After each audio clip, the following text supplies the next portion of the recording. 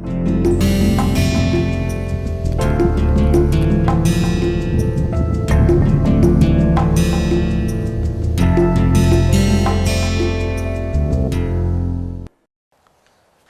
again. So now we will learn about the second method of determining line of flight. So let's take aside these photographs and let's talk about the color photographs. These color photographs, these are also the aerial photographs taken from the Awaji Island of Japan. And as you can see, these photographs are showing greater details of the objects located on its surface. Like you can see easily that a river is going like this, and these are these white patches in between the river channel. These are showing the sandbars or sand island. This you will learn in the lecture of geomorphic landforms. Okay, so this is the river bank, and on both the banks of this river you can see that there is settlements. Okay, when you see the zoom in image of this photograph, you can see that here are settlements, okay, on both the sides of this river.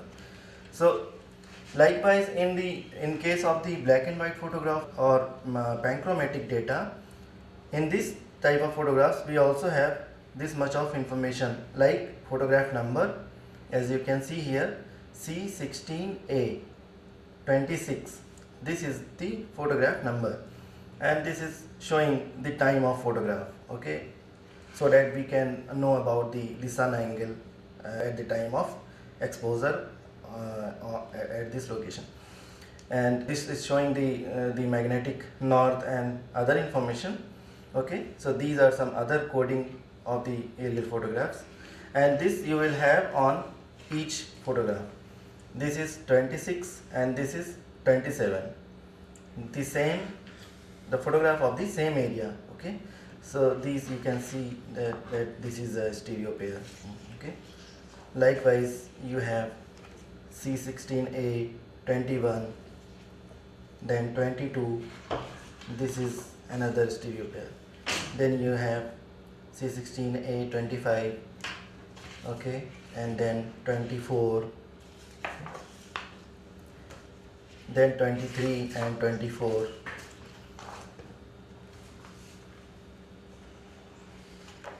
Okay, so you can see all these photographs that these are taken in the form of stereo pair. Similarly, we have this much of data from the Awaji Island of Japan, and these photographs, when you see in 3D, you will have the exact information of the object, like their depth, their width, their length, each and everything you can know about the objects or the buildings or any type of geomorphic features or urbanized land.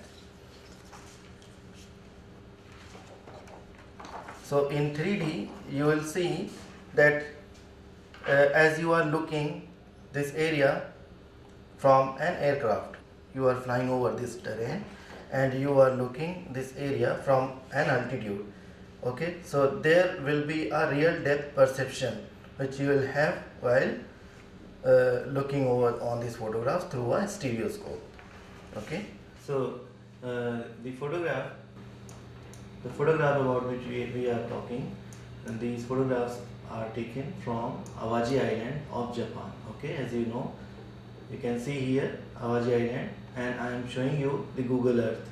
Okay, so let's see this area, the same area which are captured in the images which I have shown you. Okay, on these images, the color aerial photographs. So the same area I am showing you on the Google Earth, and Google Earth is accessible to everybody, everywhere in India and world. You can see these images on the Google Earth, and you can have experience of viewing this area in 3D. Okay, like you can see there is a river coming like this, and these patches which are you are looking over here, this green and grayish, and these rectangular patches are representing the agricultural fields, and these are the settlements, okay, the urbanized land, and these are the roads which are going like this, you can see here, and there is a river which is coming from the ocean, which is joining the Japan, which is the Pacific Ocean, and a river is going like this, and here you can see this area in 3D, how you have to set the vertical exaggeration in this Google Earth settings, okay, from here you can set this option from here. So here you can see use high quality terrain 3D imagery, okay, and elevation exaggeration scale you can set for looking a better 3D of the area. You can select between 0.01 to 3.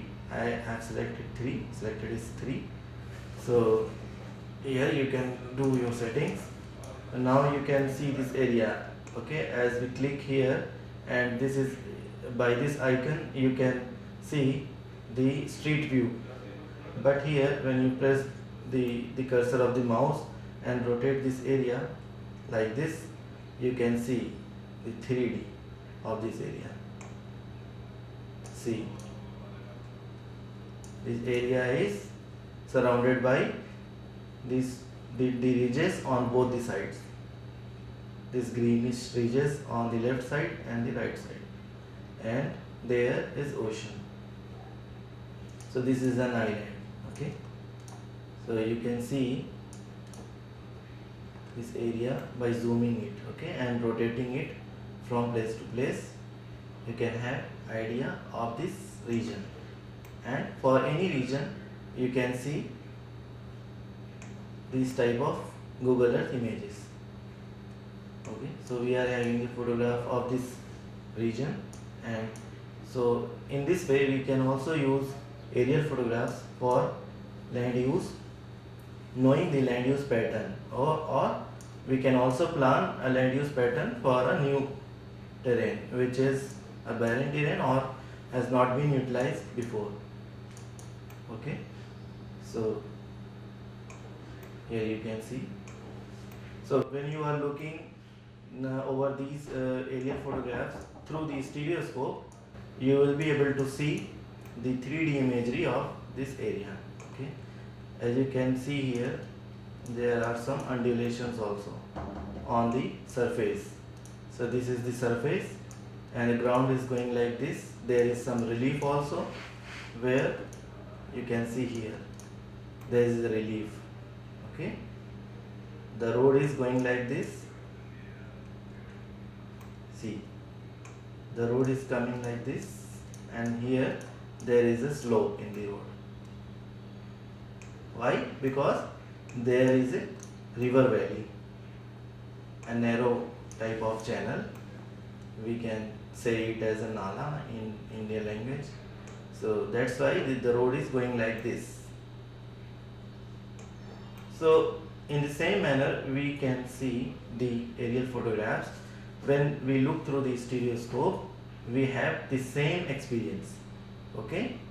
So what we can do is we can show you this type of land use pattern, or the changes of the landscape, the slope and the elevation changes on the Google Earth images. But we have the camera, so it is not possible to show that imaginary image which is formed into our brain when we look a stereo pair through the stereoscope.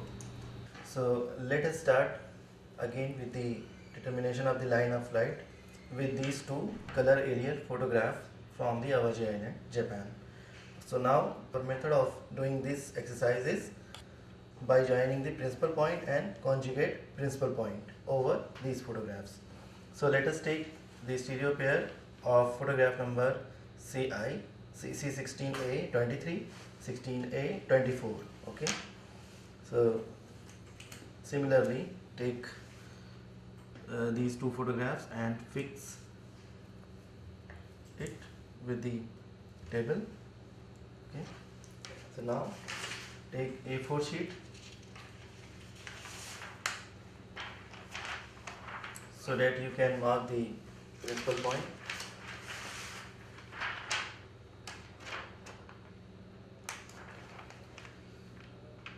So for this I have already marked the principal point of this photograph. Okay, you can fix it.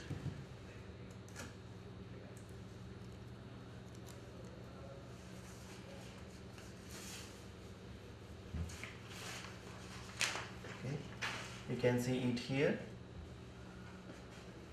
that the line joining these two fiducial marks on the corners, these dots, okay, placed on the corners, are acting like a fiducial marks for this photograph. So line joining this, the intersection point, gives you the principal point. So this is principal point 1, and let us write down the photograph number over here to memorize on which photograph we have done this exercise. Okay, so PP1 for photograph number 23. So first, another thing you should mark here where this principal point is lying on this photograph. So you should always take a feature, clear-cut feature, geomorphic feature, or any type of landform you can take and mark on your photograph to take the reference. Like I am marking this bridge, which is connecting these two parts of the lands located on each side of the river. So I am taking it as a reference so that I will not forget this location on the other photograph. So now you can mark this principal point on your photograph here. So this is representing this notch. So you can mark it with a glass pencil. Okay, like you can take this glass pencil and you can mark this principal point over here on this photograph. So this is your principal point 1. Okay, so now take another photograph, the stereo pair of this one, and we can now remove it, at least to do our measurement. You can place this like this photograph like this. Okay, so now we will notice the principal point of this photograph.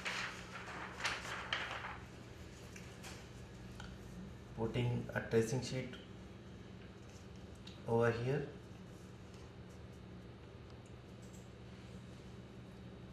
okay, and fixing it.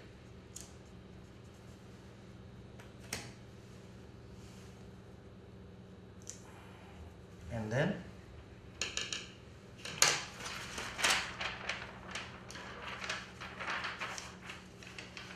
take aside this tracing sheet, and you can now mark. You have to take the larger scale, okay, for marking these two fiducial marks located at a distance.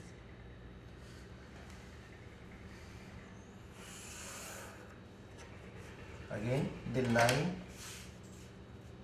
joining these opposite fiducial marks will give you the axis of the photograph, and the intersection point will give you the principal point for this photograph. This will be your PP2.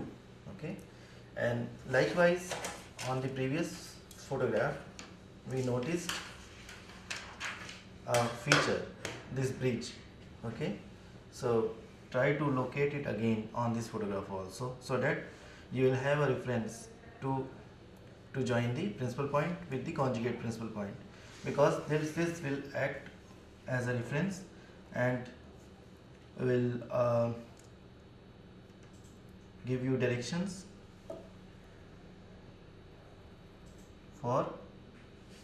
completing this task. Okay, so this is the bridge. Now, so where is this point located on the second photograph? So the point which is located, the principal point of the first photograph, okay, will be the conjugate principal point on the other photograph. So the conjugate principal point for which one? For the first photo.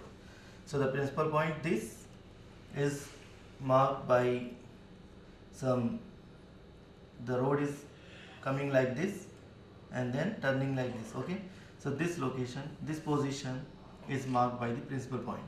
So where this position lies on this photograph, this you have to mark.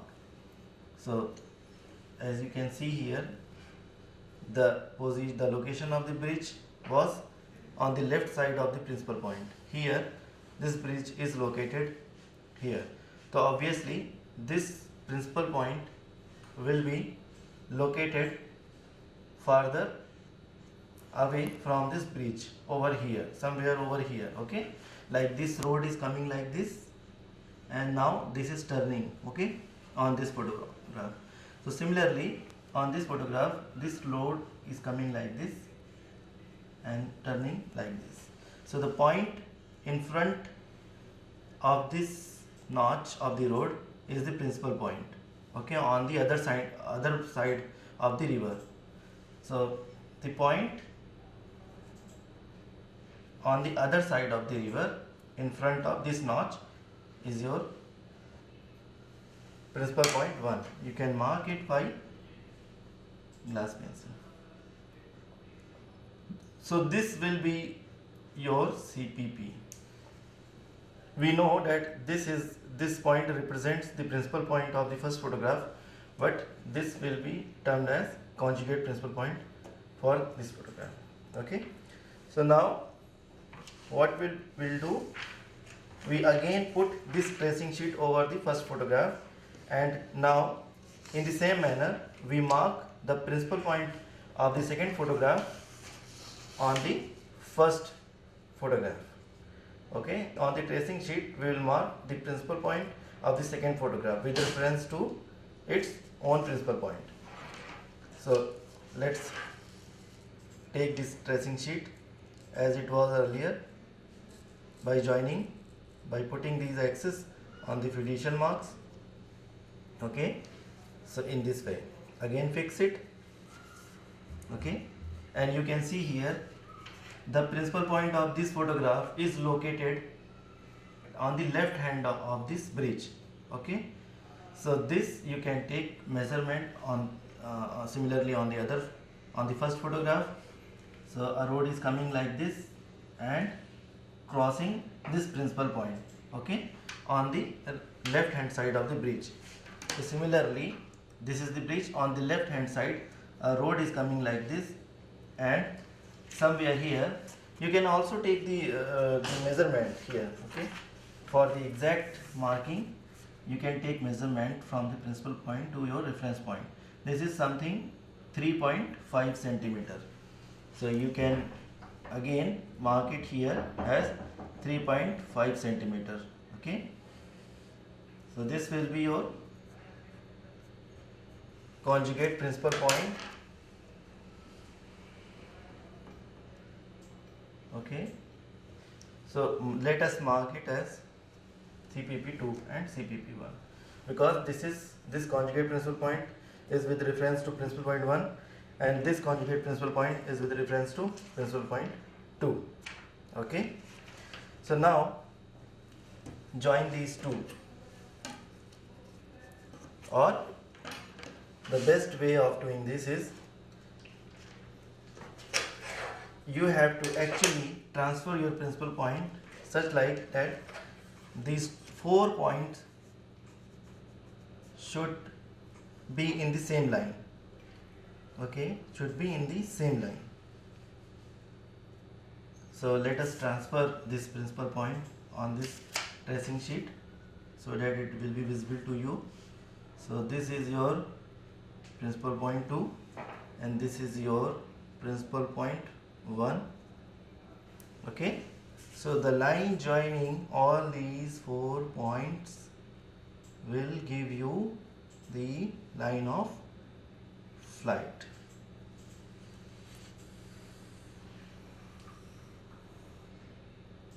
Okay, because this is your photograph number 23, 24, you can mark the direction of your flight from the lower number to higher number. Okay, so this will be your line of flight for this exercise. So this is another way of doing this. Now I'll tell you how to determine line of flight while we are looking these two photographs through our stereoscope. So now we'll start with our stereoscope. Okay, so how stereoscope look like, you can see here. So there are 3-4 types of stereoscopes with us. So as you can see that this is a pocket stereoscope. This is a portable kind of thing which you can carry with you in the field also, if you are taking going to carry some topographic survey with taking aerial photographs. Okay, so this is a portable set of stereoscope. So this is called the pocket or lens stereoscope. Here another kind of stereoscope, you can see this stereoscope is from Sokia company, made in Japan. This is a simple kind of stereoscope. This is having mirror on both its legs, okay, right and left. So this will give the reflection of the photographs, and these reflections will move to this mirror. Okay, so this mirror are located on these tangential angular plates. So now this will finally reflect your image on these two lenses, through which you can generate your 3D vision. Okay, by putting your photographs below this, like this. Okay, so this actually gives you a small area to cover with, and if you want to cover a large area, then you will have to move with other kind of stereoscopes, the larger sets. Okay, so this is other medium size of stereoscope. It is also called mirror stereoscope because it is having a set of mirror on both the sides. Okay, as you can see here, these are the plates on both its legs, and here also this will give you direct vision, okay, not through a second mirror. So this will the images which formed in these two mirrors will be magnified here at this place on both the sides, and then you can see the magnified images through these two lenses. Okay, so this is another type of medium size mirror stereoscope which we use for extracting information of the topography from the aerial photographs. So let's take it aside. So these kind of stereoscope for the purpose of awareing you with this. So for our study we use a large mirror stereoscope. Okay, this is also from Sokia, made in Japan, but it is a large type of mirror stereoscope. Okay, this is the binocular used to set for magnifying view of the photographs, and here this is the mirror stereoscope. So I am showing you with the front side of it so that you can see it easily. So let us take this binocular aside. So removing cover.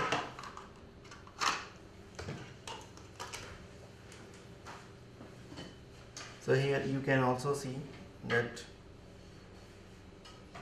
on these two legs there are two mirrors, okay, and this gives the reflection of your image to the secondary mirrors,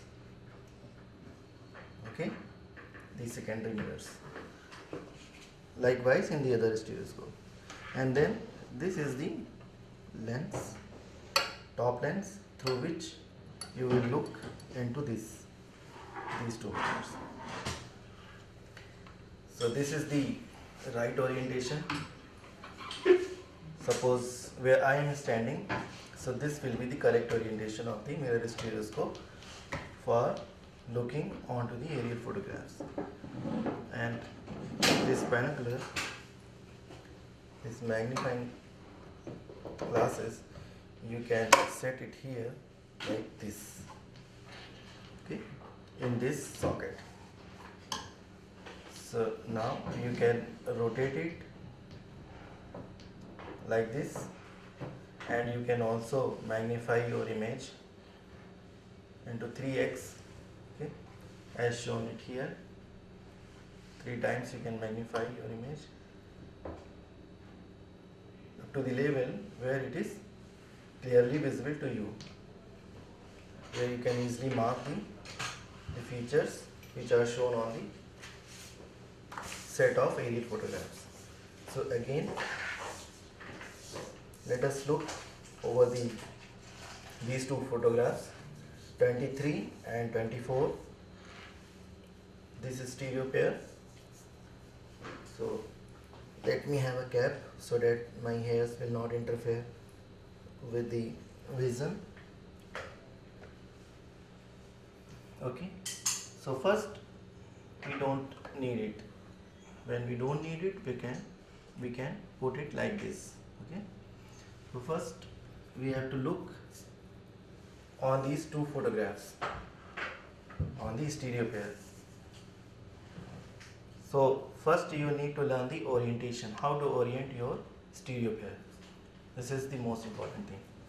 So take a common feature which is located on both the photographs, like this bridge, okay, and put your finger on this bridge and another finger on the same feature on the other photograph, and then see through these lenses and move your images closer and away. Okay, you will see your two fingers. When you will move your two fingers towards each other, there will be, your two fingers will be coinciding with each other, and then you will be able to create a 3D vision, because the two fingers are also a part of your plane. Okay, so these two fingers, when you will be able to merge your fingers with each other. So at this point, suppose at this point I am able to see only one finger. Okay, likewise you learn in the sausage exercise in your lecture of stereoscopy. So at this place I am able to look a 3D stereo vision of this area,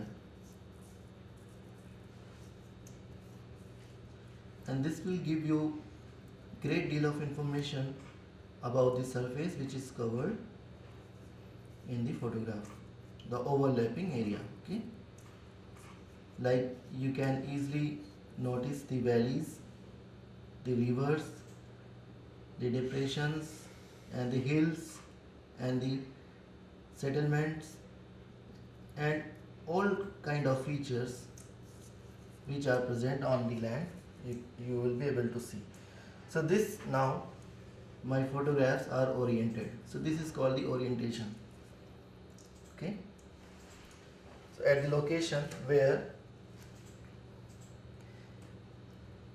I am able to see a 3D, I'll fix both the photographs, because this orientation is giving me 3D vision or stereo vision.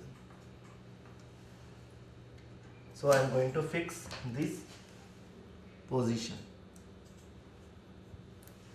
So now I can do my work like measurements. Okay, so at this stage, whatever I am looking over here, the same thing I was showing on the Google Earth. Okay, in the same manner you will be able to see all the relief of the ground, like elevations, depressions, the valleys, the ridges, the hills, each and everything you will see in its true dimension and its true orientation.